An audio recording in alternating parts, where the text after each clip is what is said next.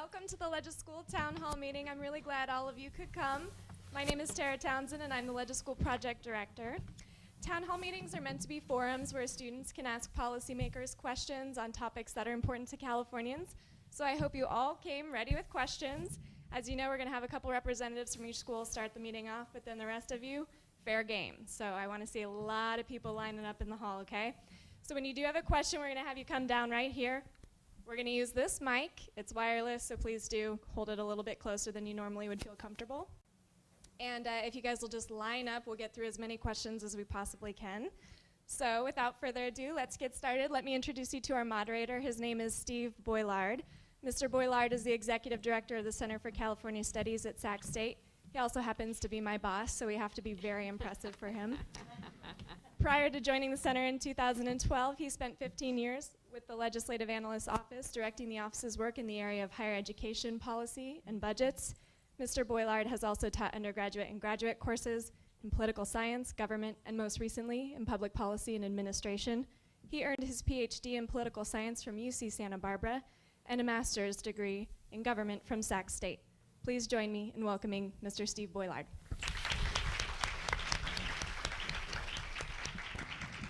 You make it sound so impressive. Good morning, everybody, and really excited to have the group here today.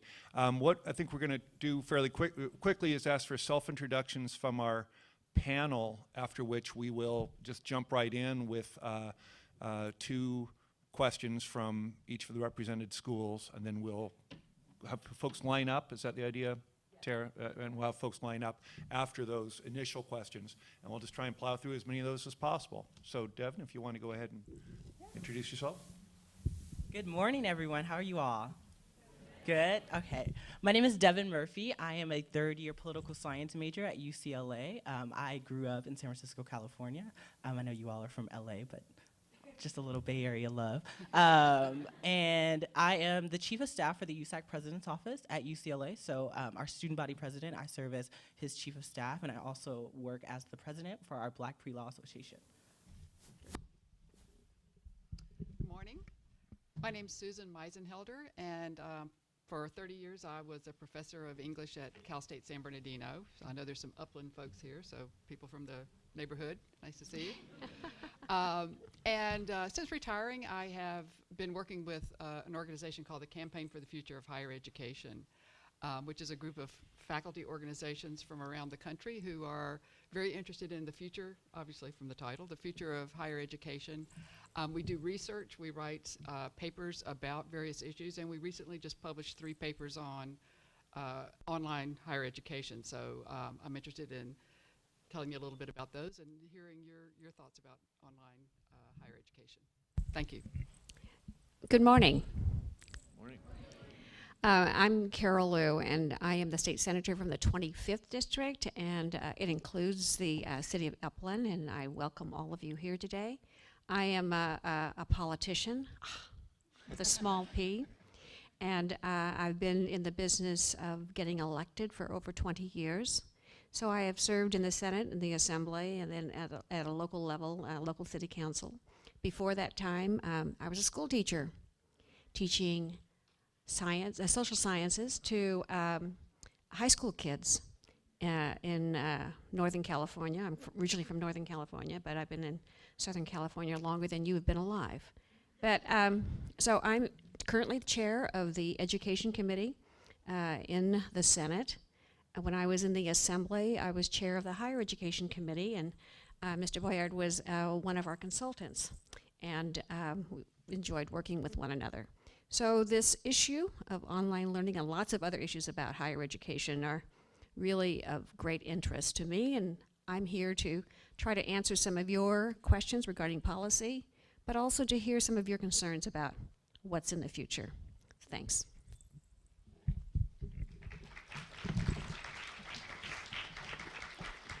So as you can tell, we have a real range of perspectives here and just a lot of expertise. So I want you to be able to tap into that with your focused and insightful questions on the topic. So if we go ahead and get started with our, do we have like couple of pre-selected representatives from each of our schools? Come on up. Tara will give you a microphone.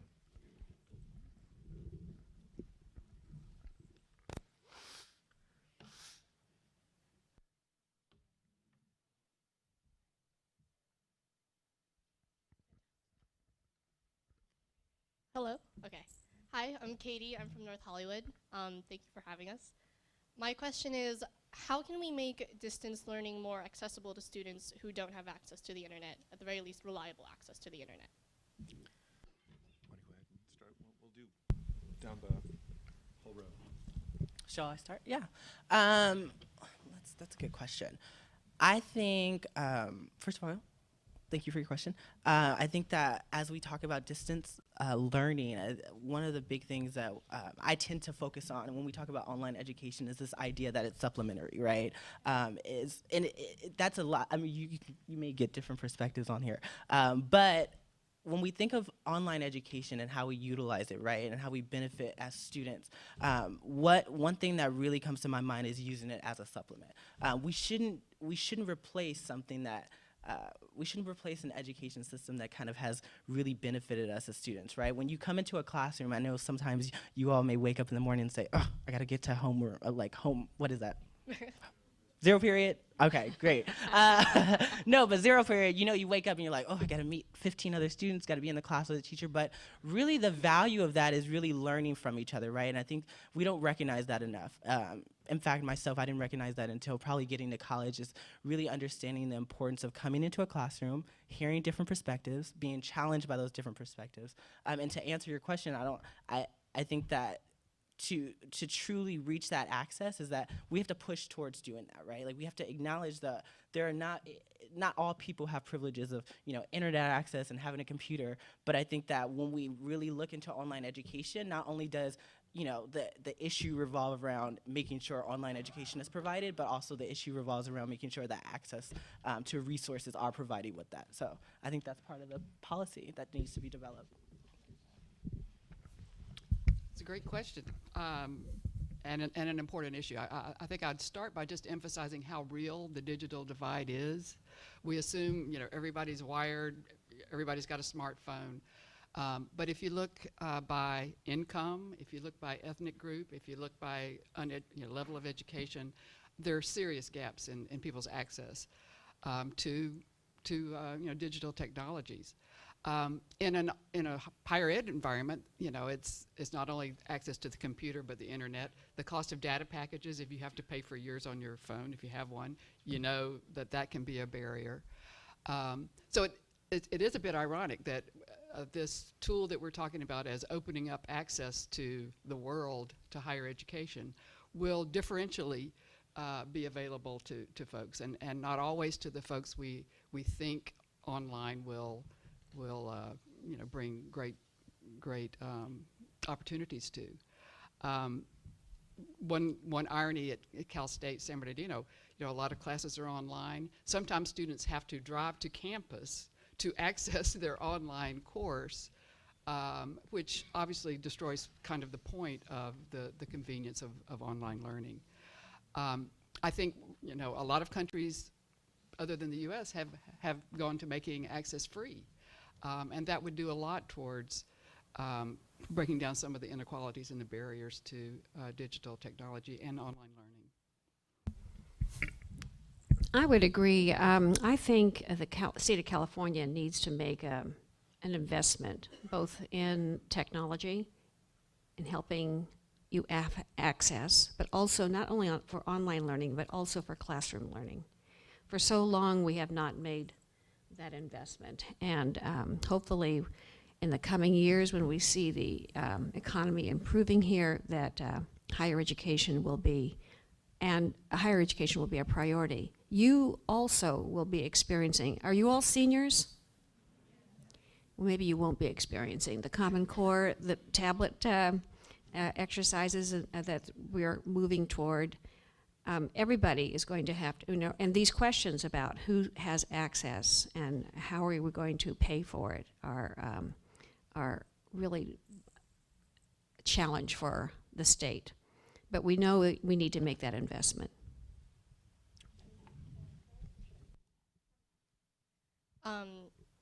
So I guess my question, or my follow-up question would be, specifically, what kind of policy do you think, in general, I know that there's no quick answer that can be made up right now, but specifically, what kind of measures can be taken to remedy this inequality?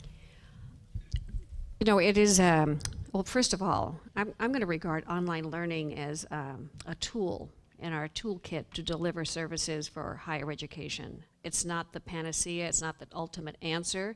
It doesn't fit everybody's needs. And yet, you know, the ability for us to be wired to have access is something that the state really needs to consider. There are many cities, local cities, et cetera, that are moving in that direction, but it's expensive. And we just need to be better partners with one another. This is public dollars we're spending, and we just need to be mindful about not only the dollars, but you know, making sure that every community has equal access.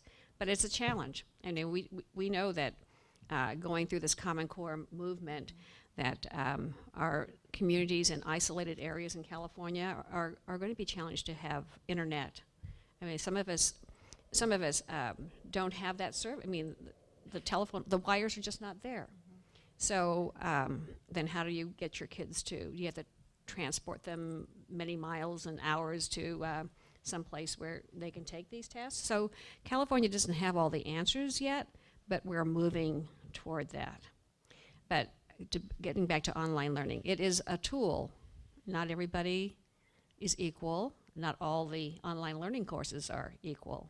And so I do know there's a commission called the Western Interstate Commission on Higher Education that is working toward an agreement, it's called WICHE, working toward an agreement between states to accept each other's online courses so that it's accessible. So there are people talking about this and how do we knit these things together. But it's coming. It's not here yet. I want to be able to get to some other questions, but did our other panelists have any specific policy recommendations? Okay. This one's not a state policy, but a policy for our public universities, which I think would be very valuable. And that would be that students have a choice, that you never have to take a course online in order to graduate. If it's not a good mix because, if that's not the right course for you because of the digital divide or for whatever reason, you ought to have options for another mode of instruction. So I think that would be a good kind of system-wide policy for our public colleges and universities. And actually all of them, but at least the public ones. Thank you. Thank you. Hello, my name is Richard Delzell. I'm from North Hollywood High School. And I'm just wondering if the distant learning goes as planned and it does expand secondary education greatly through this country and through the world, how will those people really be able to have their lives improved without equally detracting from people who have currently graduated from a secondary institution, especially in a market where 40% of people with college educations are either not working in their field or are unemployed altogether? So could you just clarify the question? Yeah. You're saying that how would the advent of these online opportunities not detract from what? Detract from people who have currently graduated from secondary institutions or are going to in the future, from the ones already established, such as Stanford, UCLA, CSUN, any of the, just a college. Okay. Yeah. Any responses to that? Actually, I do. Susan? Well, I was going to say, can you clarify it one more time? Yeah. Yeah. Is the idea that, is it detracting from job opportunities or? Yeah, exactly. Okay, so it seems like the question really is, if we get more individuals through college by expanding opportunities, will they, as graduates, crowd out others from the labor force? Susan? Okay. It's all yours. Well, a couple things. That's a good question too. I think one thing we need to ask is, do we see any evidence that online education is going to expand access in the to the degree that we oftentimes hear? If you watch Daphne Coller's TED Talk, you know, it's going to change the world and everybody in it.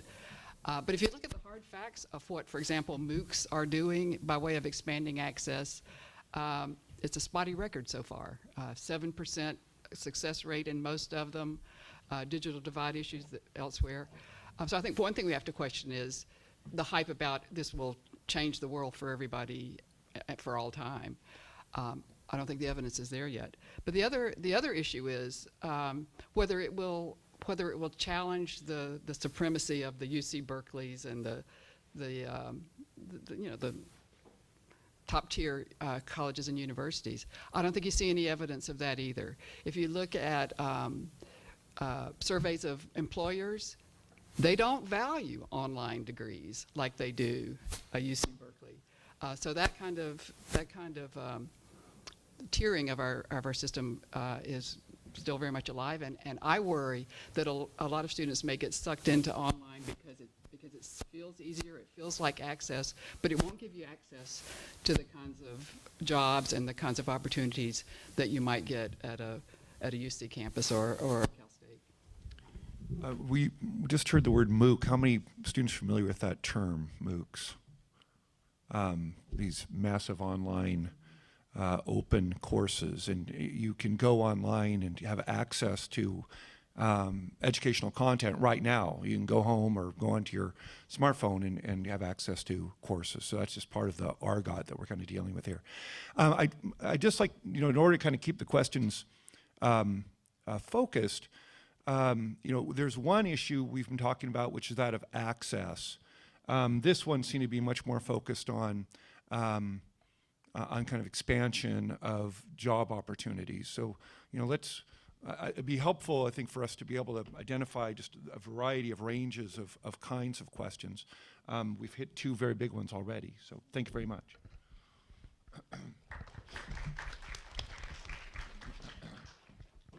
Good day, panelists. I'm Lance Jing from Upland High School, and as we all know, the concept of integrity is one that's important to all forms of education, not just distance learning. But when it comes to distance learning, it's more difficult to verify students' integrity because there's no face-to-face contact between the instructor and the student. At the same time, if we give schools too much power to investigate integrity, we run the risk of breaching students' privacy rights. So, panelists, my question to you is, how much power should schools be afforded to investigate student integrity? And specifically for online content or for all courses? Distance learning. Yeah. So for distance learning, what kind of accountability measures should there be any limits or constraints on accountability? I think those questions are just starting to bubble. There are no rules made so far. I think universities are struggling themselves, teachers, professors are struggling themselves to find out what is best practices. The state has not taken an issue or made directives or have issued mandates as to how these things should be rolled out, but people are beginning to have those conversations. But but it's slow. It's not. I don't see us being swamped with demand to have online classes and then having some structure around it to moderate our behavior on the state level. But I do think individual faculties are beginning to have those conversations. Online learning is not, well, it is relatively new, but it's not new. Some people have been using it for a very long time, and technology has just enhanced everybody's participation. And that's something that I think is evolving for all of us, because I don't think we don't have all the ultimate answers. And just like policy, it is an evolution of how we behave. And so we don't, we'll just see what happens. We're not ahead of it. You know what I mean? We're not in front of these issues. That's not usually the way the legislature behaves. It's reactive as opposed to putting a goal out there for good or bad. Yeah, and I definitely want to reiterate something the senator said earlier about utilizing distance learning as a tool, right? And you can think of that through K through 12 education or through higher education, but I think that, if you look at colleges today, there's colleges who utilize proctors or who don't utilize proctors for finals or other exams, right? And so I think one large distinction to make when thinking about online education is the difference between school and education. And I know that sounds like, what? Aren't they the same thing? they're very different, right? School is a pattern. That's something that you constantly do, but education is an opportunity for you to grow, an opportunity for development, right? And so this idea of integrity, right? That is a form of development possibly through distance learning, right? For someone to realize that, oh, I don't need to, what am I doing by cheating on my own exam that I'm taking at home?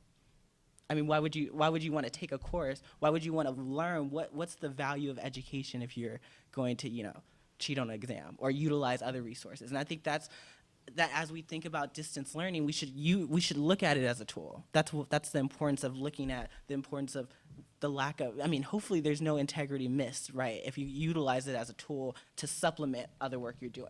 And I think that's what a lot of professors are doing. And I think that's also something that is going to be developed as we talk about distance learning. So, does that answer your question? Kind of. Follow up? What I'm hearing is that essentially we aren't exactly sure which measures schools should be allowed to take to pursue integrity and distance learning. Well, Oh, to clearly answer your question, I think schools have utilized proctors as a form of doing that. So there's a lot. In K through 12 education, I actually took online courses through advanced placement. All of my advanced placement courses were online, right? And so every time I took a test or a quiz, there were always a proctor available. Now, when I as a UCLA student, when I take online courses as supplements or I utilize an online course, they still have proctors for specific things. So I think that's a tool that a lot of schools have been developing. But I think the reality is that is not something that has been truly developed because online learning is it's a new topic. It is an old topic, but it's also a very, very new topic in terms of incorporating it into our education system. One of the issues in your readings was pointing out that, I think to Senator Liu's point, we've had distance education for some time. It used to be called correspondence courses, where you'd mail stuff back and forth.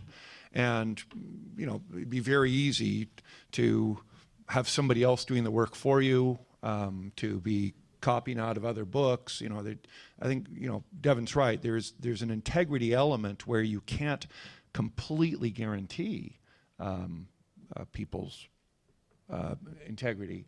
But I think what your panelists are telling you is this is a new area. The kinds of opportunities and the kinds of threats to the integrity are partly new. We're certainly kind of coming to grips with them through technology. There's also answers that come through technology. There are programs that can help a professor identify plagiarism in a paper, in a second. It's very different than, it's a new tool. And actually, we're no longer going to be testing for just knowledge. You take a textbook and you memorize it or whatever, you just regurgitate it. We're no longer going to be interested in those kinds of answers. We're going to be interested in your ability to think and create. That's, it's a shift we're going through. So it's no more bubbling in A, B, C, or D.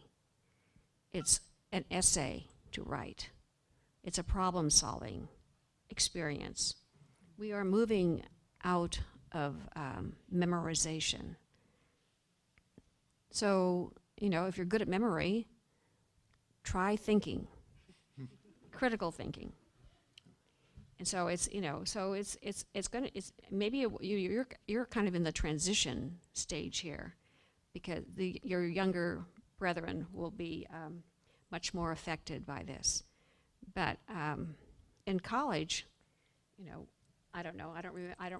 Well, I do remember college. I'm that old, but I took a physics 10 class at Berkeley, and I could sit in my sorority room and watch it on television.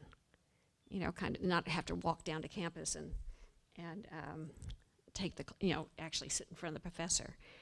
But so this is just technology is just evolving, and there just aren't. And we're going to use that. We're going to experiment with this.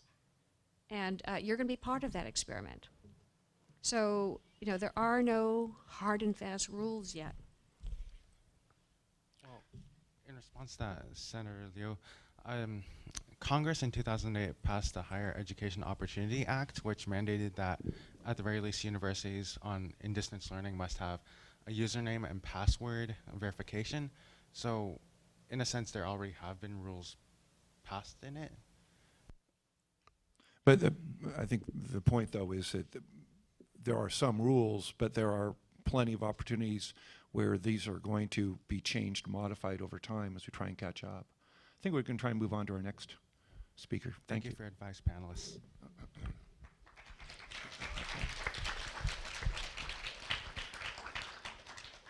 Good morning. My name is Vivian Huang. I'm from Upland High School. And I'm Xijing Yao from Upland High School. The social skills derived from students interacting with one another in a traditional classroom setting is an essential part of their education, which allows them to succeed in their future careers and endeavors, such as articulating themselves during interviews or cooperating with their coworkers. For distance learning, where they're restricted to communicating with just a laptop, what would be the consequences of the lack of in-person interaction in the long run? That's really a great question, and I think it cuts to the core of many of the policy questions we confronted here. Susan, do you have some thoughts on that?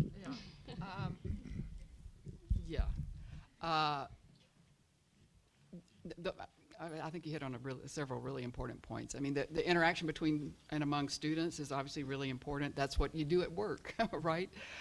So if you're not learning how to do that in real time, as they say, you know, that's a limitation. The interaction with a faculty member is really critical too. I mean, if there are 15,000 students in your massive open online course, you are not going to be getting the kind of feedback that you would in a regular class. So I think that as time goes on and we kind of study how these online environments work, the degree to which you can make up the interactions, which is a challenge, I think will be key. I think that's the biggest limitation, and I think that's why you see such differences in achievement levels in online courses, for example, for underprepared students who really need more interaction, and why for some courses, you know, face-to-face is much better. So I think it's a really important point. You know, we tend to think about the information that you get in an online course, but there's more to an education than just what you fill in on the bubble. And there's also the networking thing. I mean, for the part of what you get in college is friendships and relationships that you draw on in your work life, that give you opportunities for, you know, all sorts of things beyond school. So it's an important point, and I think an issue we need to continue to focus on. Okay, thank you. Yeah. I think I think the one big thing is, and to answer, and almost to connect to the gentleman before you, is just the idea of accountability, right? If you feel, as we develop this online education in the sense of what it looks like, we have to recognize that as young people, and I want you all to really recognize this, this is our transformation, right? This is a large transformation as to what the education system is going through.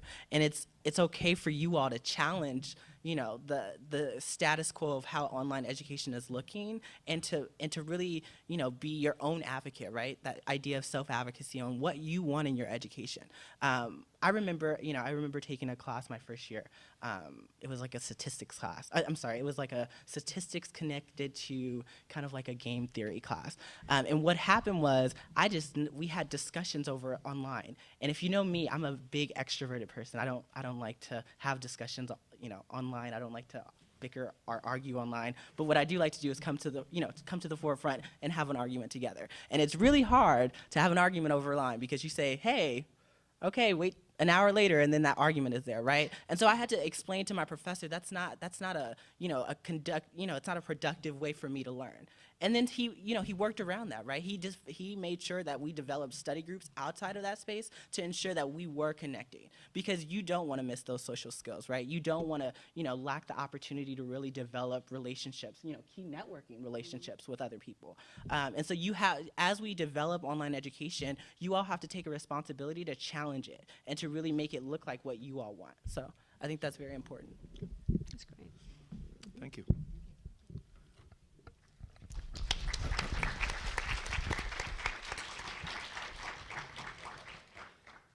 So at this point, I think we'll just throw it open. Folks can line up here in the aisle if you have questions you want to ask. Oh, good.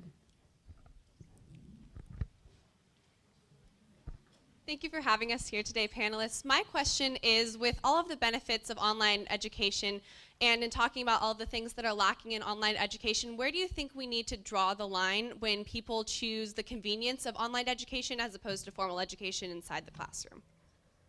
Great. Senator, do you have some thoughts on that one? It's all about your success. It's about you and how you fit into it and what you get out of it.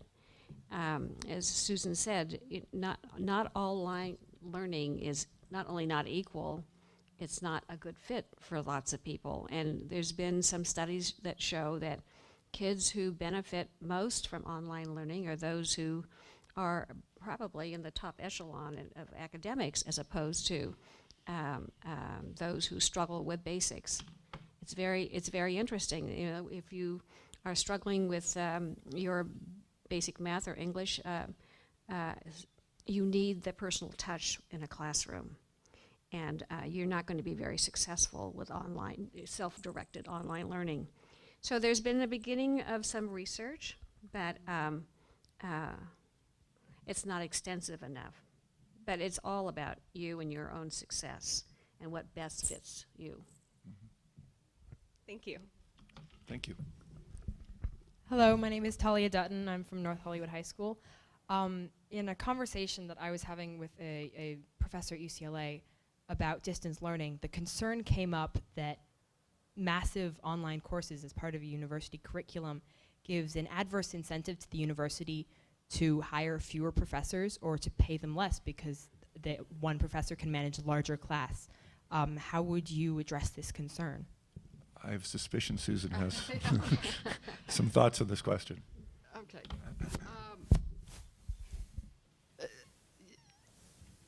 There are several issues here that I think don't get enough talk. One is, you know, the idea that because you can put so many more students in a class, an online class, you can hire fewer professors, and therefore those courses are going to be a lot cheaper for the university to put on and a lot cheaper for students to as far as tuition goes. But there's been a fair amount of research that shows that what really happens is you just change what your costs are. So, right, you may not be hiring 10 professors for 10 classes of 20 students each, maybe just one professor for 200 or whatever, but you are going to have to hire a bunch of technical support people, a bunch of program design people, so that your labor costs will still be there. So I think as we hear a lot about this online stuff reducing costs and replacing professors, it may replace professors, but there'll be other people that you have to hire. So I think that's an important thing to keep in mind. And I think it's also important to keep in mind that the importance of the relationship with a professor is not just that a faculty member gets paid, but it's what students need to get better, to get feedback on their writing. And if you take that away, I think you risk giving up the success of a lot of people who can make it in college with that kind of feedback and with that kind of personal support. Thank you. Thank you. Hi, my name is Claire. I'm from Upland High School. Thank you for taking my question today. So my question is, establishing a statewide policy to include online learning in the public education system would be a very big investment for the state. And so what research has been done on the policies of other states or universities that would help our legislature make wise decisions in regards as how to best use taxpayer money? That's a very good question, too. We have, this last year, we saw two bills, the Education Committee saw two bills on online learning, and one did not make it, and one did. And it's just the beginning of this conversation. We are being very prudent and very careful about rolling out something that needs to have more research, needs to have more validity, needs to have an assurance that you are going to really benefit from our investment in this tool. And so I do anticipate more legislation coming forward, but there hasn't been enough research to really open up the toolkit, so to speak. So, but it might come, you know, as technology changes and access is more available to more people, as the state makes more investments into online learning.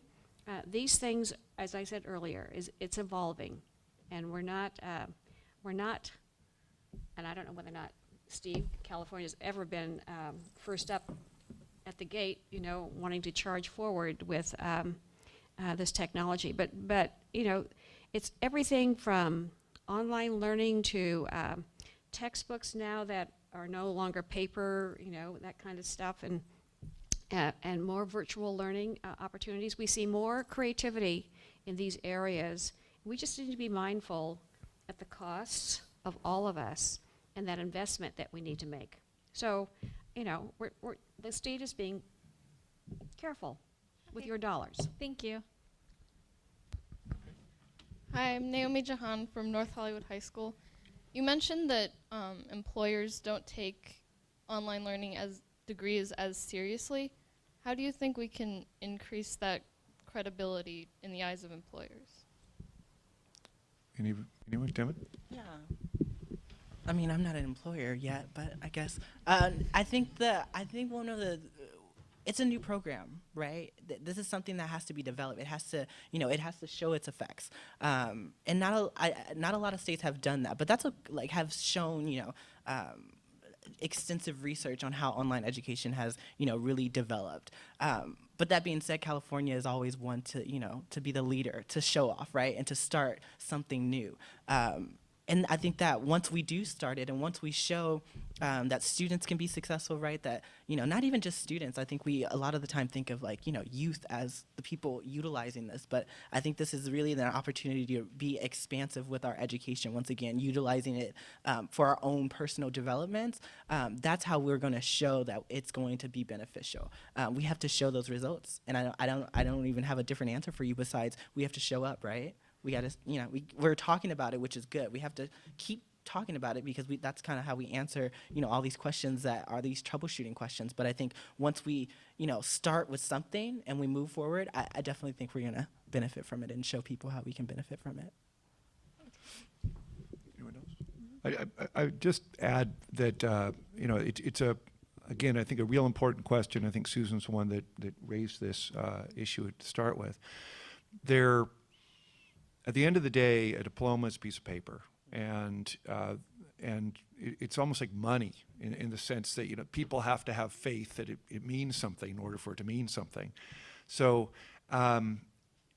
there is differentiation among different schools. At a degree from, you know, one of the University of California or Cal State system is going to be viewed very differently than, say, a small for-profit school. Schools develop reputations based upon how much the graduates in fact learn. So I think as time passes, there either will or will not be a lot of faith placed in online education. It depends what the results are going to be. Yeah.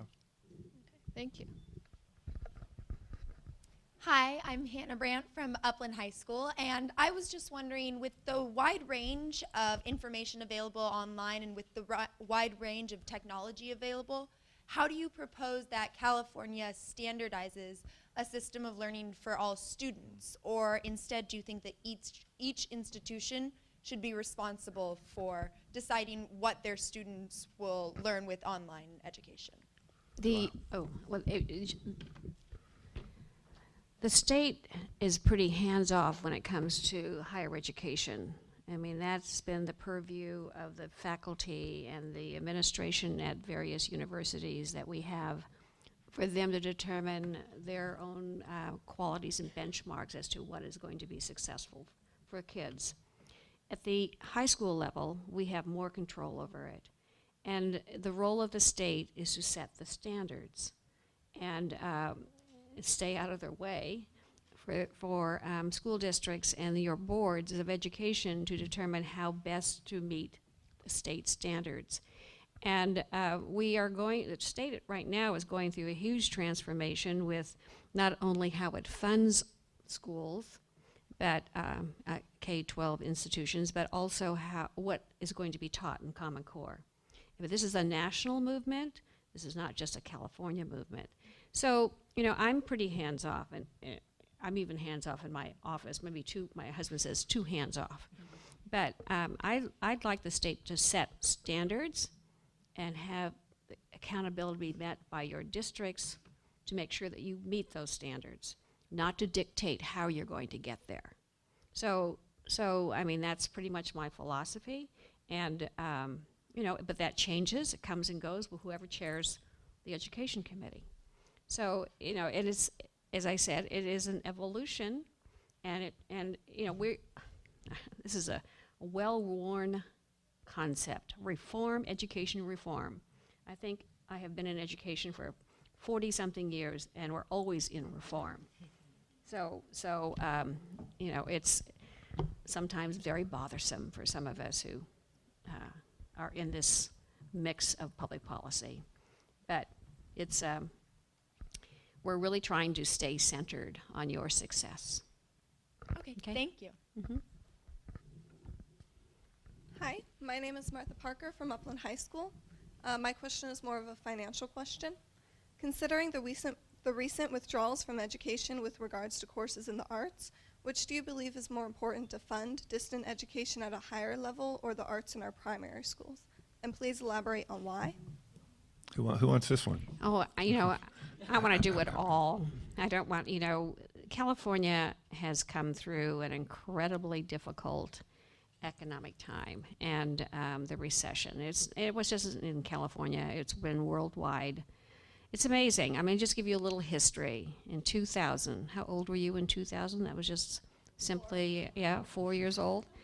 In 2000, I went to the state legislature and the assembly. The state had an $8 billion surplus. The following year, we had an energy crisis, and that $8 billion got eaten up in 3 weeks. After that, we had a dot-com fallout, and you know, the state of California relies on capital gains and your income tax for its resources. So when people lose money, the state loses money also. So then we found ourselves in about a $35 billion hole, and we've been kind of mulling around and trying to dig ourselves out of this hole ever since, and that's been over 10 years now, and it's going to continue a few more years. The state is still in debt, even though we have more resources. You know, and my gist is that you spend those resources paying off your debt as opposed to spending it on new programs. But art, distance learning, I view art as like I do physical education. It's a part of the whole well-being of an individual, and we shouldn't be compartmentalizing our ability to learn various subject matters. It's a holistic point of view as to what you want your young people to be. We want you guys to be learners forever, and be open to all kinds of learning. And so art should not be discriminated against. I see art as part of a curriculum. I see online learning as a tool. You know, I don't see it as, yes, I need to make an investment to make sure that everybody has access to it, but, you know, I need to also make sure that our curriculum includes the arts. So, I mean, I don't know how to get there, but given the resources, but we're going to try to re-establish what we've all, or some of us have experienced in the past.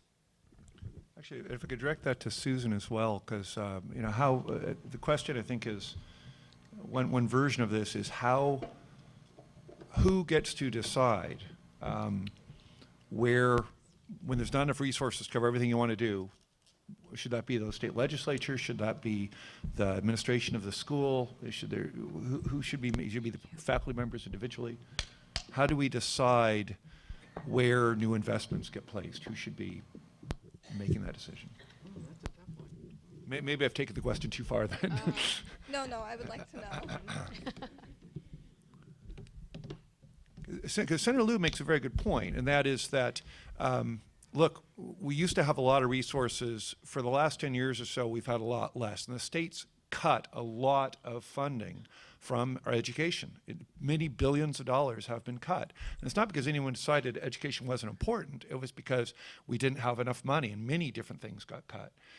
Now you're kind of posing the question in a very specific sense, saying, okay, if you have two choices of sounds like arts and kind of a traditional brick and mortar setting or online education, which has to go? And if you were king. Right. If I were king, we would question the whole notion that what we've got now is the way it's going to have to be for the future. That we have to even ask the question, are you in favor of the arts or expanding access to digital technologies, is a sign of how bad things are. Those are really false choices. So what I would like to see is more questioning of this notion that there would never be, for example, a change in the tax structure that might fund both of those things at a civilized level compared to what we have now. So for me, it would involve, getting at that question would involve kind of questioning some of our assumptions now about what's called the new normal in state funding for everything, that it'll never get any better, and that the public doesn't, that the public is not open to greater investment in these things. I think the public is. I think we've got to figure out ways to kind of, the public to speak up more and communicate that and work with our elected leaders to explore alternatives. We shouldn't be asking the question. It's a shame. Yeah.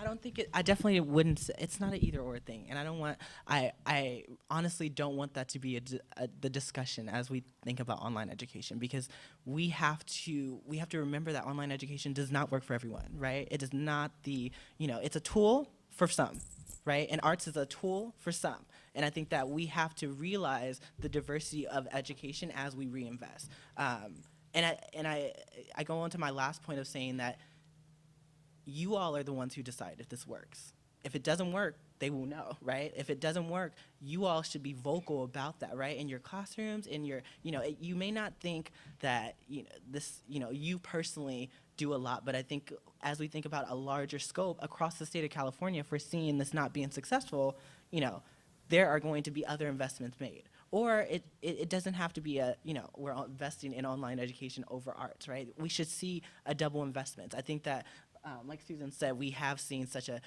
hit in our economy that a lot of people are asking the questions of either ors now versus asking the questions of how do we reinvest in these programs that have shown to make successful students, to make productive citizens, right? How do we go back to that? And how do we, stop pitting things against one another? So I think we definitely need to, as students, think about that. Thank you. You answered my question comprehensively. May I ask a follow-up? Very quickly. In the far future, do you believe it is possible for the arts to be included in distant education? Anybody? Sure. Absolutely. Absolutely. It is now. Thank you. Okay. Thank you. We got the whole panel unified on both of those questions, which is impressive. Hi, I'm Hannah Lundberg. I'm from Upland High School. Mr. Murphy, you spoke about the value of education for the sake of learning and for advancing your own personal knowledge. So I'm sort of wondering, especially in areas, maybe in remote areas where people don't have access to traditional learning centers like we do in Southern California, how in the future do you see online education evolving to, is it more going to be a means to earn a degree or to advance your personal knowledge and learning? Does that make sense? Yeah, no, it definitely makes sense. Online education is a reflection of our individualized learning system now. It is, like I said before, it's not going to be, some people are not going to use it. You will see an individual probably not use online education throughout their whole life. And you may see another individual utilize it but not even want a diploma out of it. And I think that's the value of it. That's what I mean about the importance of education versus just school. There's a difference. There's a large, large difference. And we have to realize that as we talk about reforming education reform, right? The reason why we always reform education reform is because education is always changing, right? And so that is going to be a policy we're always going to change because we need to know what's working for students within our system. And so to backtrack back to your question, I see it as it's going to be used in a variety of ways. It's going to be used for individuals who just want to utilize online education to take courses that they find value, whether it be through art, whether it be through English, civics, whatever they want to take, it's going to be utilized for that. But then I also think that there's going to be room, right, for institutions like UCLA to use it, institutions like your own schools to use it, and that's the value of like our individualized education system. Whether or not that's a good thing, I think that's a question to ask, right? Should we be so individualized in our education system, or should we be learning the same things? I mean, I have my own opinions on that, but that's kind of a question. I think that goes back to the troubleshooting. Is this working for the people of California? And if it's not, we'll see. Could I ask a question of the whole group? Because there's kind of this implication almost that either education is going to be distance education or it's going to be traditional education. And it seems like it's more of a continuum that certainly in the universities there's a lot of classes that partly make use of an online component, and they also have a traditional person-to-person component. So has anybody, show of hands, has anybody had any of your classes or any portion of your classes that involved some of the work online? So, I think this is part, and these aren't all just our virtual university people. I know we have some folks from a virtual campus here. So I think this is where the leading edge of the distance education movement is. Pieces of it are creeping into your coursework, and the question I think that all of our panelists are addressing, and that a number of you have had, is what is its role? What is the role of the distance part? Is it supposed to replace traditional education? Is it supplementing distance education? A couple of your panelists were saying I think Susan was saying there should be a choice for no one to be forced entirely just to do online.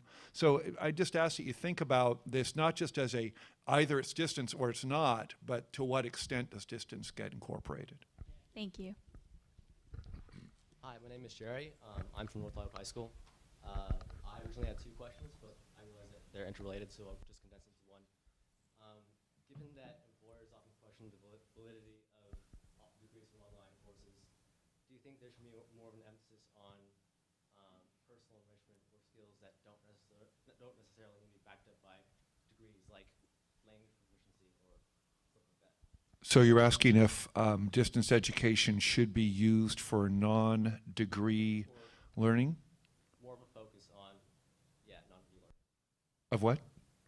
Stuff that you don't need to degree for, like proving that you can speak Spanish or French. So you're asking if that kind of learning is suitable for distance education? Is that?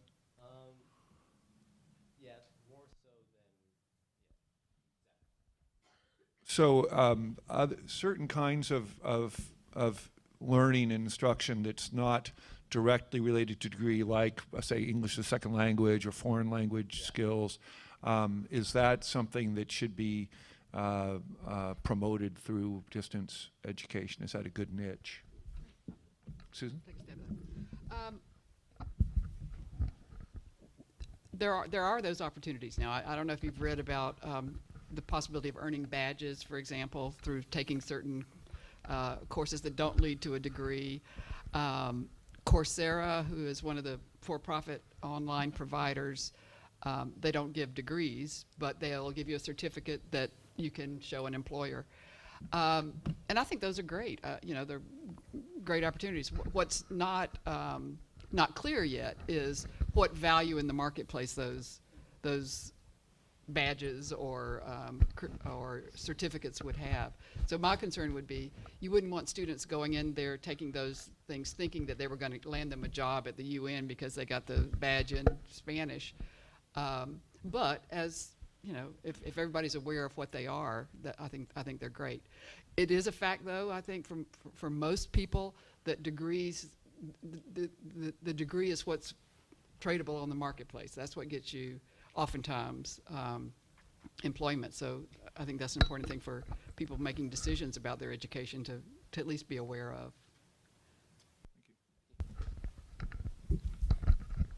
Hi, my name is Alex Calderon from Upland High School. My question is, after the economic crisis, the quality in schools has decreased. Where do you as leaders see education 10 years from now for future generations? And if there is a solution to this, is it possible during this recession, or will it come afterwards? So 10 years from now, Senator Liu? I think we're in constant improvement. So I have a lot of hope for the future, and I think as long education is the only service the state has identified in its constitution. We spend over half of the state's budget on education, K-12, and then we add on top of that higher education.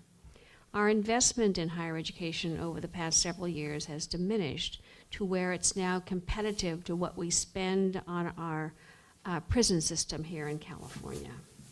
We really, I'm in the works of trying to reverse that, to put more money into higher education as opposed to where we have, or where we are headed. And it's a struggle, but I do have lots of hope for you as future college students and the workforce for this country, or this state and this country. We need another 2 million bachelor degrees in California by 2025, and you're going to be part of those statistics. So, I want to do all I can to make sure that you have an opportunity to get through college and to get a good job and to have a fabulous future. So, that's my role at trying to ensure that. So I have been, sick is probably an understatement, but it's been through lots of remorse because I have been through this terrible budget time for the past 10 years and this disinvestment that we have made in our public education system. And we're trying to rectify that. And I agree with Susan. If we present to the public that we are intent on doing a good job and make it explicit enough that people feel comfortable to vote for another tax increase after Prop 30, then I think we'll get ourselves out of the hole. But it is a terrible hole that we are in. But to get back to your question, you are the hope of California. Go ahead, Devin. Yeah, that is such an interesting question. We have in California what we call the California Master Plan for Higher Education. And we have, this California Master Plan was actually developed by Governor Brown's father, right? Am I correct? The father of Governor Brown, right? And so as we think about this, I mean, there's a lot. This is a very comprehensive plan. This plan was the reason as to why the UC, the CSU, and the community college system was developed. So first of all, where do I see education? Free, right? Higher education, because I know you all are struggling, right? You all are seniors, right? Thinking about financial aid and stuff, and how to pay for college. But I see us, we have to have a collective vision for both K through 12 education and higher education. And we have to see ourselves reinvesting, and reinvesting is like sometimes almost like a buzzword nowadays. But reinvesting is also the idea of not only putting in money, but seeing the results. So we all are talking about online education today and thinking about how this is gonna affect our future, right? But I think the important part is like seeing a system in which we know key results that are gonna happen. Right? If we think about our California Master Plan, the fact that it says that tuition is free and we know for a fact that it's not, that's something we have to see, right? That's something we have to address. That's something that we have to go back to and say, is this the reality of our system? Or if it's not, let's change it, but what is the reality that we're gonna see? So I think that it's going to be a collective, to address education issues, and that's probably why it's very difficult probably for the senator, you have to have a lot of different perspectives on it, right? There's students, there's faculty, there's workers, there's the elected officials, there's individuals who are just paying tax dollars who are invested in the education system. So it's not there's a large perspective that is given on a question like that. But I think the important part is creating a plan to see something like that. And we have one. But if that's not the plan that we need to abide by, we need to redevelop that plan and look for it. So I hope that answers your question. Thank you. Thank you. Can I do a real Oh, quick, sure, good. just a quick, it's kind of in some ways the question, you know, the big question lurking in the room. The thing I worry the most about is what I see as a kind of movement already because of funding issues and whatnot towards kind of a two-tiered higher education system in our state. I'm sure at Stanford they still have the richest of educational experiences for their students. They have the smallest of classrooms. You know, it is a truly transformative, you know, rich educational experience. But with the funding cuts, where most of the students go, the community colleges and the Cal States in our system, with the funding cuts and the kinds of adjustments people have had to make there, I do worry that for those who aren't the haves, the avenue towards the middle class and towards betterment of yourself and your family, that path is getting thornier and, you know, more difficult to tread. So I think that if we can get a handle on the funding issues and kind of address that, you know, I think we have a real chance to keep the promise of the master plan and the California dream alive. It's very, very important. All right. Thank you very much. Thank you. Hi, my name is Dana from North Hollywood High School. With online education so particularly suited to certain subjects such as science and or certain mathematics and certain sciences, as Senator Liu mentioned, as we're moving toward focus on analysis, and as a lot of these things are hard to teach, as well as certain subjects where physical experience, such as mineralogy, where you need to experience, you know, the physical environment. How would the focus with online education only being suited towards particular subjects, how would that be traversed? Actually, it's, again, I think it's another one of these kind of questions that cuts to the very center of the debate over online education. And I think I hear two versions of this question. One is, are there particular subjects or disciplines which just don't translate? But number two, I think to Senator Liu's point, not just subjects, but are there certain kinds of skills that don't translate to online education? Anybody want to take a stab at this? You said that. That's great. Let me just add a little postscript to the last question. The master plan. We're going to be looking at that. I mean, we periodically review the master plan to see if it's still relevant. But there's some folks in the legislature that are pushing to have community colleges offer 4-year degrees, a bachelor's degree. And there's also an experiment going on at Long Beach State, or Long Beach Community College, to offer classes at a higher rate than what is normal for articulation, so the kids can get through. And it's been a lot of debate because what Susan just started talking about in terms of equity and access, and if what's going on in Long Beach, if you can afford it, you're buying it.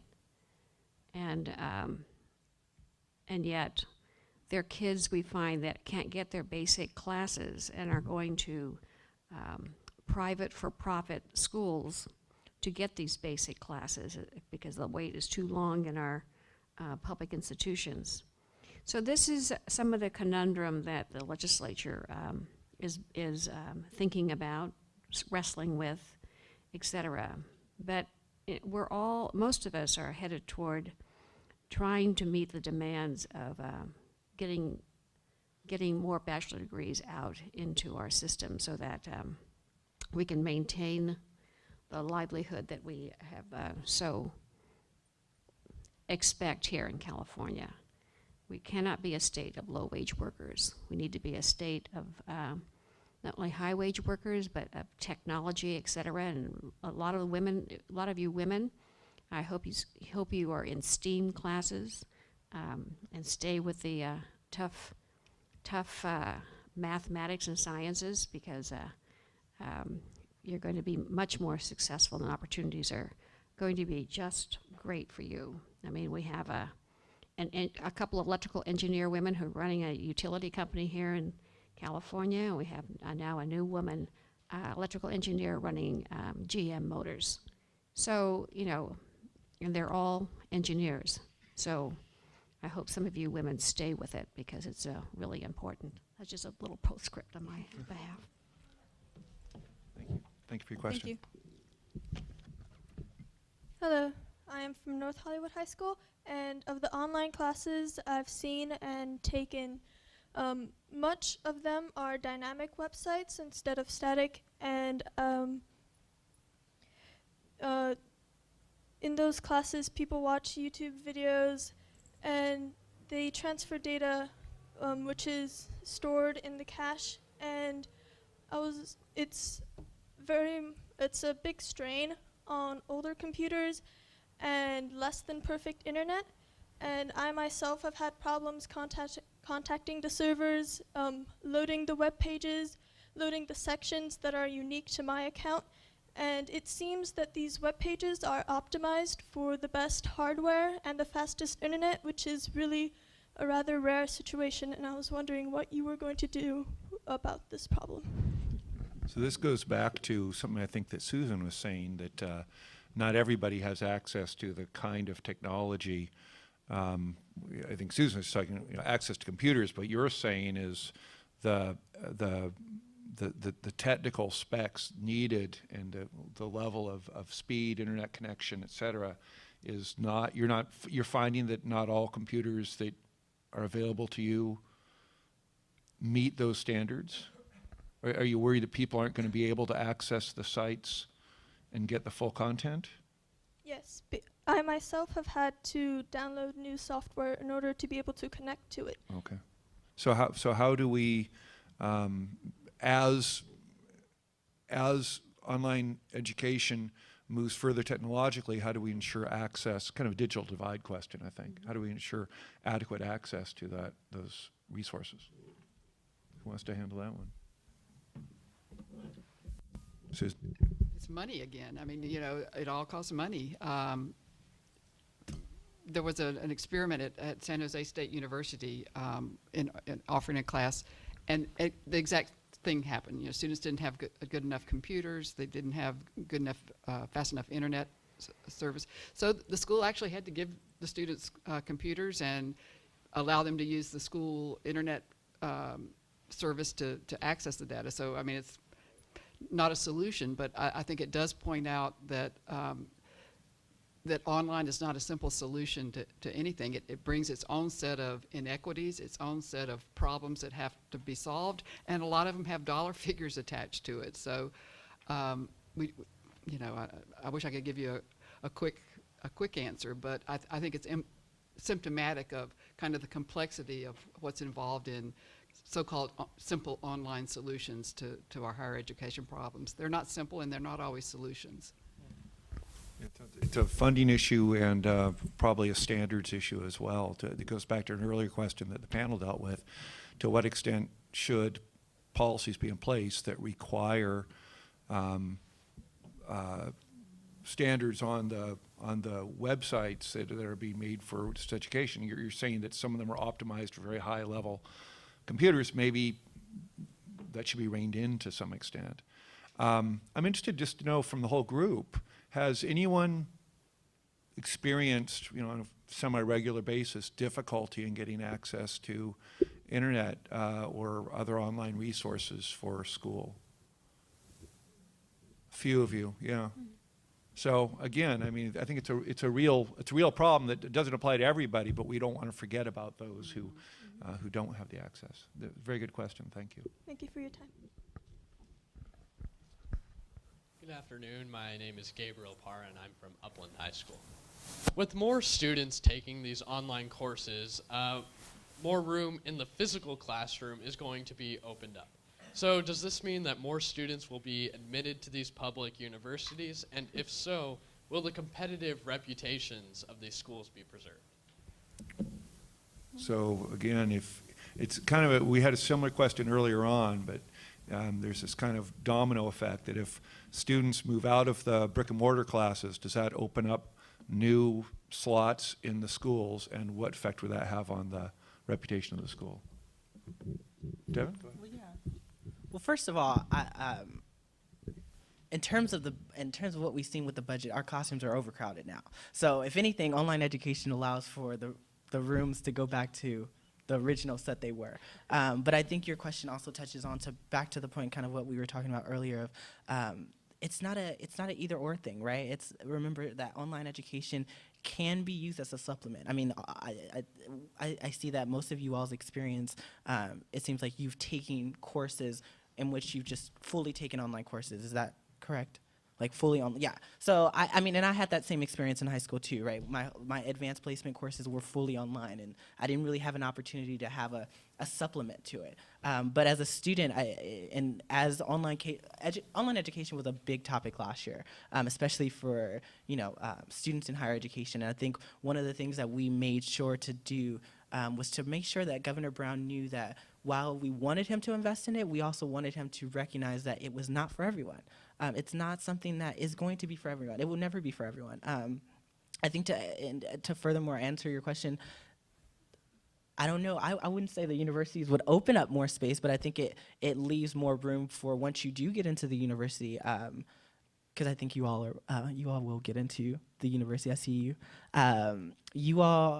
You're gonna find that it may not open up more space, but it'll open up more opportunities for you to learn once again, right? For you to take classes that you may not have had the luxury of taking simply because your classes were packed, right? Or simply because a class was not offered during a quarter in which you wanted or a semester in which you wanted. So I think that's more of what you'll see. I don't know if we'll see advances in enrollment, but and aside from that, because people do have the opportunity through K through 12 education to possibly take more online education, I think we may see an increase in access, right? Like while online education does denote problems of access in itself, they also potentially could benefit, our schools in that people who may not have had access to key classes, key advanced placement courses classes that were taught in their school, they can utilize that online education to be more competitive, right? And to reach those A through G requirements and to really, be those competitive students that our universities are looking for. I just add one other point that I'm sure Senator Lieu, well, probably the whole panel is very familiar with. You need two things at least in order to make those slots available. One is the physical space, but the other is the funding. You still need funding for faculty and the other support at the school. So it's not like, boy, if we just had room, we'd put more students on campus. To create more classes, you still need funding. That's another. Goes back to the investment that our group will be talking about. Thank you. Thank you very much. Hi, my name's Neil Lawrence, and I come from North Hollywood High School. Much of this conversation has seemed to center around the role of online education, specifically in what we traditionally think of as the years of education, K through 12, and the young people who are in college. What I tend to see it as is a tremendous way to increase the general human capital of our workforce. Learning another language is a tremendous job skill. Computer programming is not specifically, but particularly suited to online learning, I think. Do you see policies moving towards online learning as an option for all citizens, regardless of age and outside of the general education system?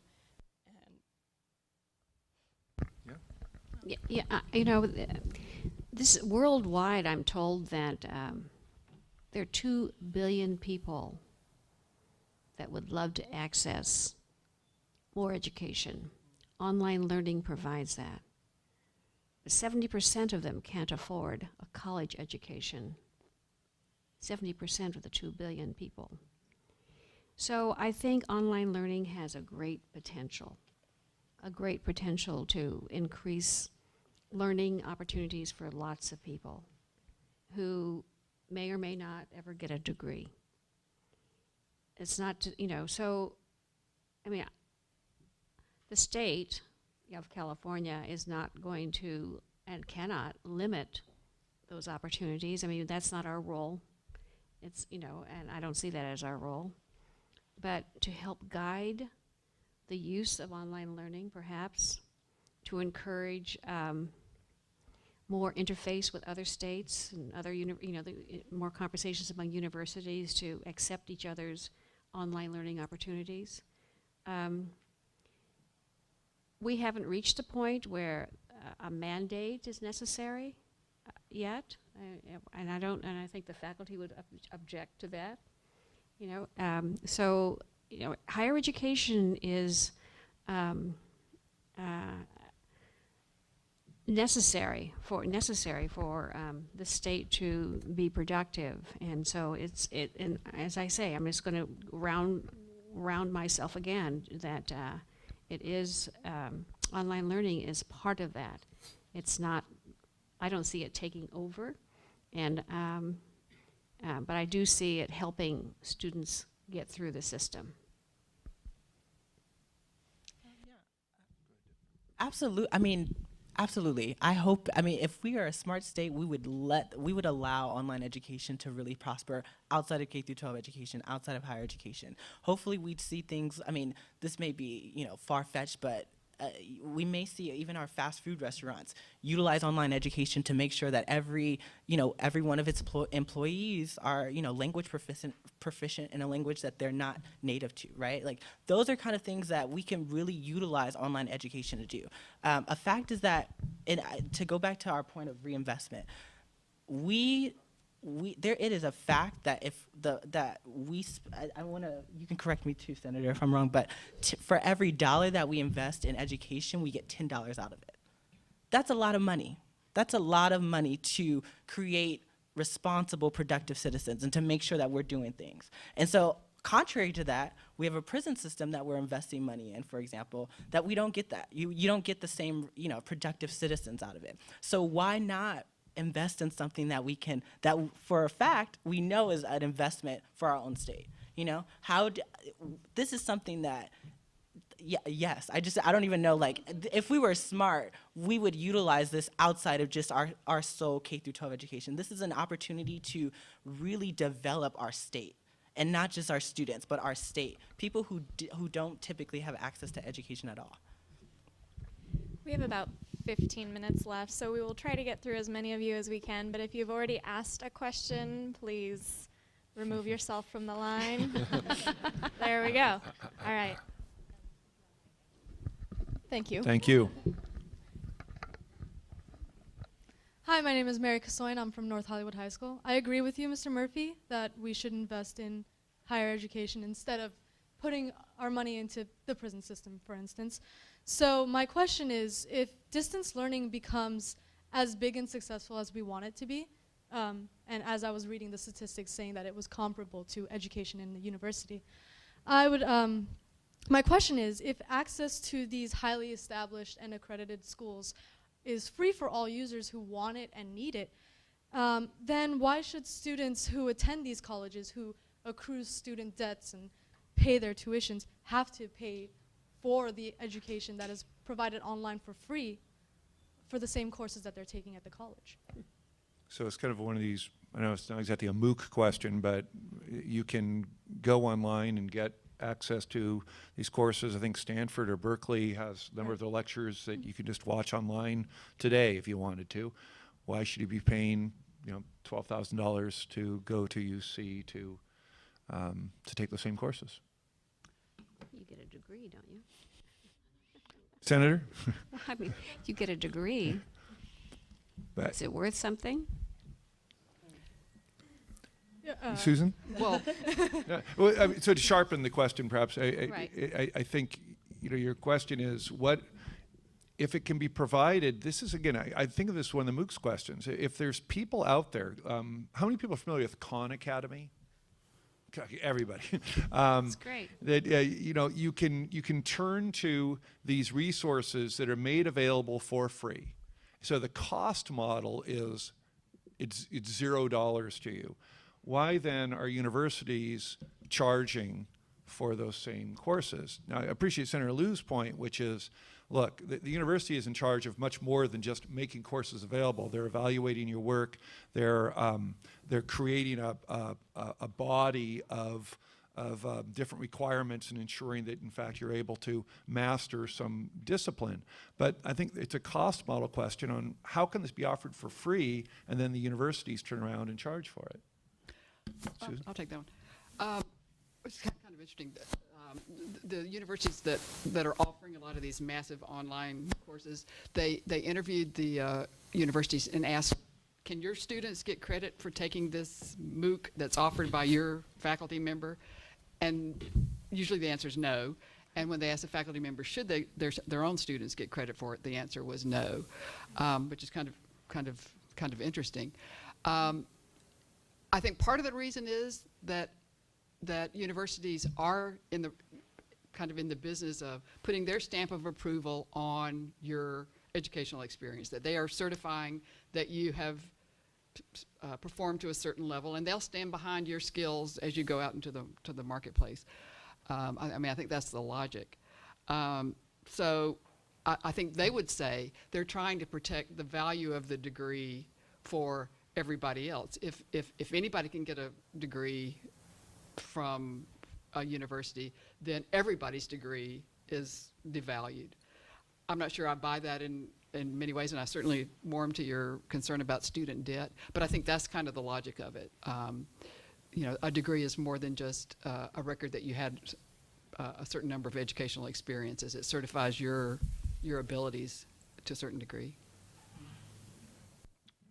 I was just going to say, I think that's the reality. I mean, Susan hit it right on the point. I think the reality is that we live in a system that, especially in terms of our higher education, that's very competitive. And in order to be competitive, you have to have some stamp of approval, right, to show your accreditation.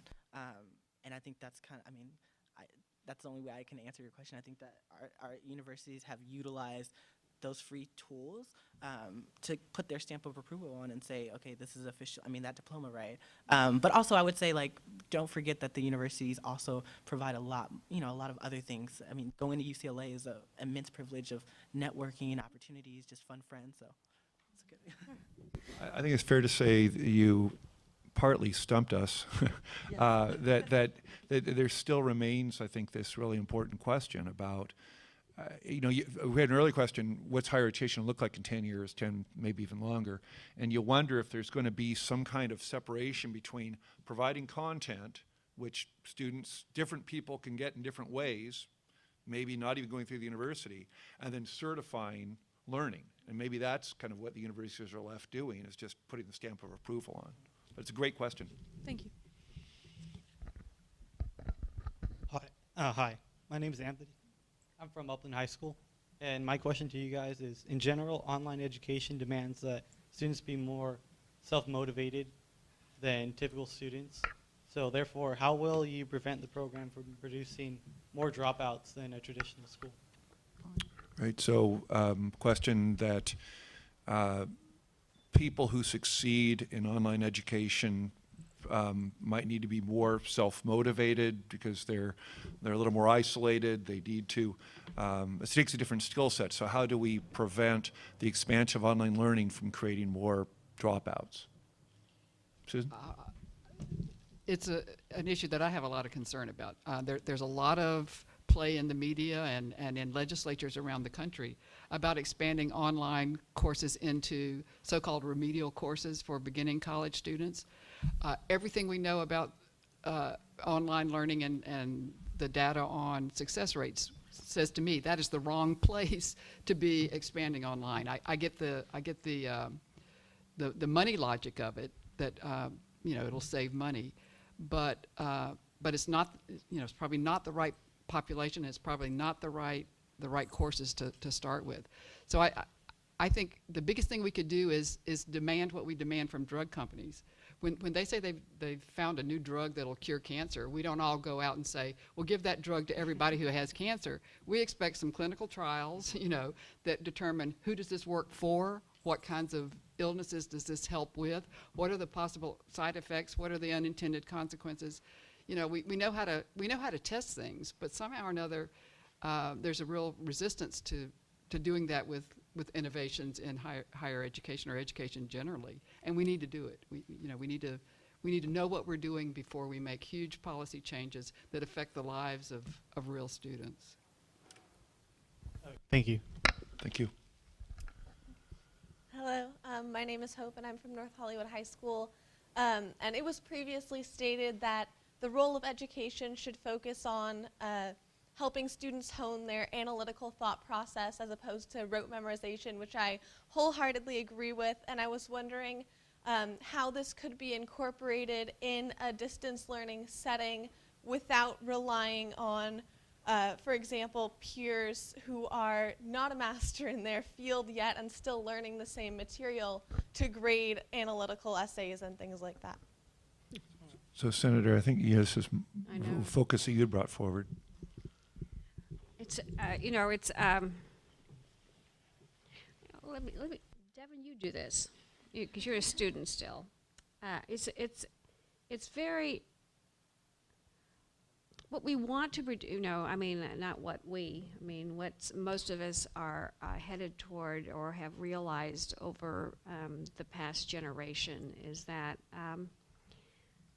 and which other countries take a look and see how we do, we need to really emphasize to stay ahead of the game, so to speak, sharpen our creativity and our analytical skills, and not just regurgitate what you think you know out of a textbook. So, we are in the process of devising new curriculum to try to address these issues. And, and we don't, as I said earlier, we don't do anything to the university systems as such. We don't dictate classes. Well, I should say that. But it's for 60 units that you take generally are general ed classes that, 12 units in a social science, 12 units English, 12 units in other disciplines, et cetera. So we do dictate some of that, what you have to learn. And believe me, to change any of those things is a very difficult process through faculty associations and et cetera. There are a lot of stakeholders in the game who resist change. In the K-12 system, it has been, through the leadership of the president, less challenging. Well, I don't know, maybe it's less challenging, but it certainly has, because it's brought together many states to all agree that, yes, we want our kids to succeed, and this is a new way of doing this. We don't want them to just sit and regurgitate what they've read. So this will be a different experiment for all of us to see whether or not the testing that we're rolling out is going to be working, to see whether, because we know that in businesses, you work in groups, oftentimes, and just like study groups, to work out problems. And maybe there's not just an answer. Maybe there's multiple ways to approach a problem.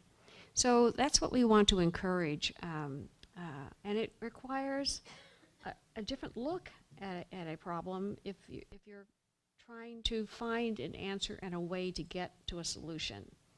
So rather than just repeating something that somebody wrote in a textbook. So it's a huge departure from what we have been doing for a very long time. And as I said, this is reform, experience, experimental, etc. But this is a new step for not only us, but other states in this country too. Some other states in this country. And we hope that it will produce a body politic, so to speak, that will guide us into unknown areas that we just don't even know about yet. It's hard to put legislation on things you don't know. So, but we want to see the best. That's the intent. So, I don't know. Susan, just Devin. one sentence. Well, maybe more than one, but short. Analytical skills are the name of the game. Yeah. That's what it's about. Nobody's going to hire you because you've got a head full of facts. It's what you can do with them. It's your writing skills, your communication skills, that sort of thing. So a large online class that has your papers graded by either other students or a computer, which is another big innovation, strike me as a real problem. how do you improve? How do you hone those skills? I mean, maybe the computer can tell you whether they're, can give you a decent grade or assess it. But if you're not getting feedback, if you're not improving, then you're going to be less well prepared for that future, whatever it is, than somebody who had that kind of feedback and had that kind of mentoring and tutelage. So I think that's an important piece of the online thing. Is everybody getting access to the same kinds of feedback and response that allows us all to grow? Yeah, and there's no master of anything, because I say that because going to UCLA, I've taken classes with some of the with Nobel laureates, and what they've said is they're not a master because they know that their theories and that their development of ideas is only right until the next person develops a better idea. And that's the honest reality of how how education works. And that's why I differ education from school, because in school you're taught those teachers unions probably love me right now because I'm like, standardized tests are not going to be what will help you, right? Like there's never, we don't live in a world where there's a right answer. There's just no right answer. And so your ability to critically think is a lot stronger than your ability to answer A, B, C, or D, or E, none of the above. You know what I mean? Like your ability to challenge, if it is in a discussion forum where you're online, right? Your ability to challenge someone's thought is going to take you a lot farther than just to say this answer is right. Because there's no right answer. But you articulating your point and you making a case based off of any evidence you have is definitely something that I know that employers are gonna love a lot more. So I think that as we think about online education, we have to challenge this idea that we have to challenge the system that our education system. We do. It's hard. It's hard because we're not taught to do that. But it's something that's promising because we know that our education reform, I love that, because we have to do that. We have to move in the ways that our people are moving, right? And after we're young, right? But the next students are going to learn so much faster. I have a little brother who's 9, and I'm like, how do you know this much information? Like, how do you possibly? I thought I knew a lot of information, right? We're only our masters until someone else finds a better theory. Thank you. Put you behind in any way if you take it online, rather? First of all, I like your tie. Looking spiffy. Great question. I think, first of all, yes, it has been, my experience taking online advanced placement courses was not the most ideal experience. But I think it allowed me to be a better advocate around online education, because I don't think it's something that's a failed policy. I think it's something that hasn't been a developed policy. And so online education it's the way I took it, it was, very self-disciplined, right? Very self-motivating. And so when I didn't want to read something, I could just, who's going to tell me not to read it? Me, right? But that's college too. I'd miss classes and no one says anything, right? But that's my money being spent. That's my own education being lost, to be frank, right? And so, there's downfalls to every policy, right? There's going to be downfalls, but I think the reality is, how do we make it work better? I don't break my thoughts in saying that online education is supplementary. I don't believe that it's an end-all be-all. I don't believe that, that as high school students and as college students, that we should utilize this as our sole way of getting educated. I don't think that's right. I love being in a classroom where I can challenge others' opinions. I love hearing, professors. I love hearing teachers, have their own thoughts and me being able to challenge their thoughts, right? And even if I'm wrong, it's like that risk that I took is going to take me a lot further. So, it was hard. It was difficult. I think that it probably I could have done a lot better. I could have learned a lot more. But I think it also gave me a lot of skill sets that at UCLA I was able to really prosper, right? Like this idea that I am a very self-motivated person, this idea that I am about, looking into something for much more than an A, B, C, or D choice, right? Like I love writing. Like I love writing essays where I can challenge an idea just because that's what I do. I learned that from taking advanced placement courses online, I didn't get the discussion, right? In AP government, I'm a very, very extroverted progressive, and I will never be mad about that, right? But when I have an argument with with someone with a different mindset than me online, that's a lot different, and it wasn't as beneficial as I wanted it to be. But I get that now, so I think I'm liking that. I'm liking that. But does that answer your question? Yes. Thank you for your time. Yeah, you too. Hi, my name's Austin from Upland High School. Things such as like online degree programs that more or less we see on TV, and there's even been programs such as OdysseyWare, or like even the Common Core standards have been challenged as not academically rigorous enough. And I was just wondering if online and distance learning was to be expanded and seen as more of a prominent thing, how do we ensure that sort of like academic rigor and quality and depth of education and subject and detail that we get from like being in a classroom in an AP program? How do we ensure that by online and distance learning? So who's minding the store to ensure kind of quality control on online instruction to ensure that it's not, kind of going back to the earlier question, that it doesn't provide an inferior experience to the in person? Right. Senator Liu? Well, it is our responsibility to be accountable and to make sure that these classes are accountable to what you're getting out of them. And we haven't done a very good job right now to police them, but I'm sure that we will be seeing more bills on this subject matter. In fact, it's just really interesting. You have started this conversation last year. I said that, we had 2 bills on online learning in the legislature, and I'm sure we'll get more this year. But this symposium, and there's another one in January that I was just invited to on online learning. So it has piqued the interest of not only users, but also people who will develop online classes and push the technology and try to create a market for their goods and services. So all these things, when people see an opportunity to make a buck or promote education from their point of view, this is all happening today. And the state legislature is trying to monitor this and trying to stay on top of it. And we're going to do the best job we can to not regulate it yet, because we do believe, I do believe that technology is a tool and a creative tool that needs to be encouraged, and but we just need to be mindful of the users of this and make sure that it's for your well-being and not opposed to it. So it's a work in progress. There's just no answer to this yet.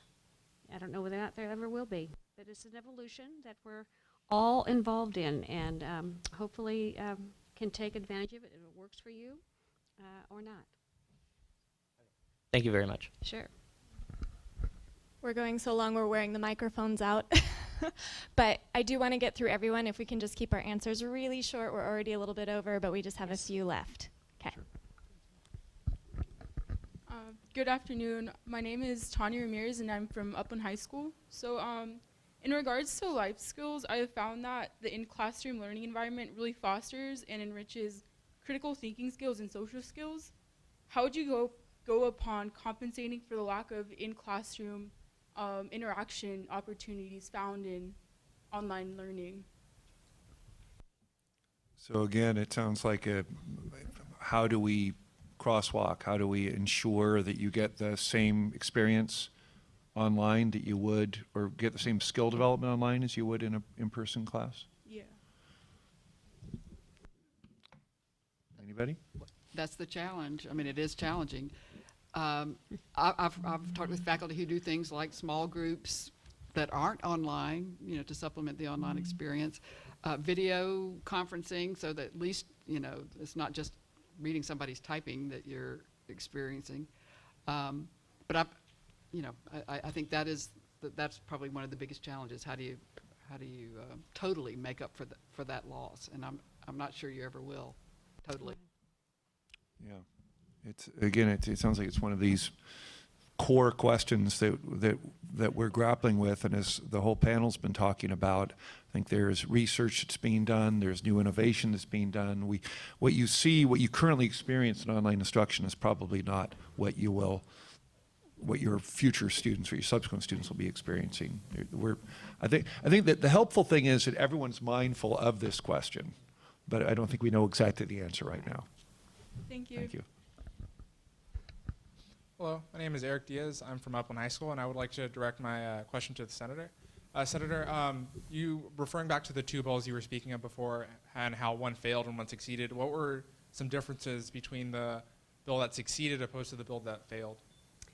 Oh, the one that, I can't remember the details, but the one that failed was overprescriptive, just overprescriptive. And the one that succeeded was one that was going to look at this issue on online learning in a pilot project, as opposed to something that we would mandate across the state. So, the legislature is taking a look at this and trying to do small bites. We want to ensure success, and instead of just taking the whole thing and just saying, well, this is the way it's going to be, we're just doing a small pilot. Thank you. I'm sorry, we're out of time. I'm kidding. She waited all this time. Right? Hello, I'm Ashley McGowan from Upland High School, and my concern is that at public schools, getting classes you want for incoming freshmen especially is difficult. So will distance learning courses be equally distributed, or is the struggle going to continue to be real to attain these classes? When you say public schools, are you talking about the K-12 education? Yeah, the K-12 education. Why don't we have each of the panelists give their final answers on this one?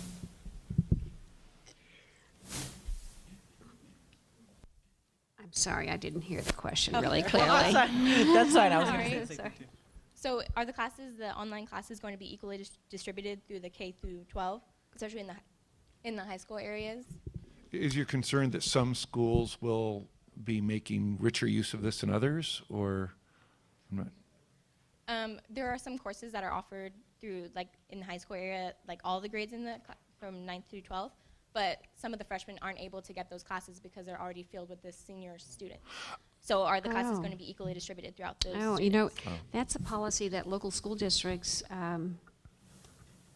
run. I mean, the state doesn't, do that kind of detail. Your local school district has determined that seniors need this, and regardless of maybe pushing out some 9th graders, they're going to get the priority. So that's something that your local district determines, not the state. It does speak to the larger issue, though. Right, it does. It shouldn't be the case that students who need a course can't get it, Right. Whether they're in the 9th grade or senior in college. So I think it speaks to the need for more resources to be able to provide the courses of whatever stripe, online or traditional face-to-face. There are not enough of either right now in most of our schools, and certainly in our colleges, public colleges. Yeah. And a different outlook is that, in some ways that could be a solution to some of the issues that have been brought up. Someone just spoke about life skills, right? I don't know, that's physical education / life skills is one of the 9th grade courses, right? And so my school particularly utilized, I guess, the rule of not allowing for the first 2 years AP courses, because they wanted students to experience the in-class experience. So that was kind of a way for them to balance out. And I think, to answer your question, I think it really does go to the school districts, but you can, you're looking at, you can look into it in an alternative way of maybe that's the solution to ensuring that students get both the online education aspect and also the in-class aspect, and kind of develop that model. So. Okay, thank you. Thank you. Thank you.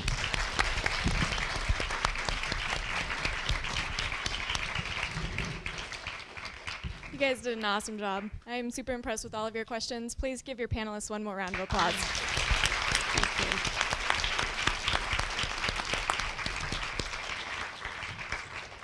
So that wraps it up for us, but I do have a really quick survey that I'm going to circulate around. If you guys will take a moment and fill it out, I want to know what topics you'd be interested in learning about in the future, and it's really helpful for me. And if you're done with it, you can just leave it up here on the table and I'll collect them, okay?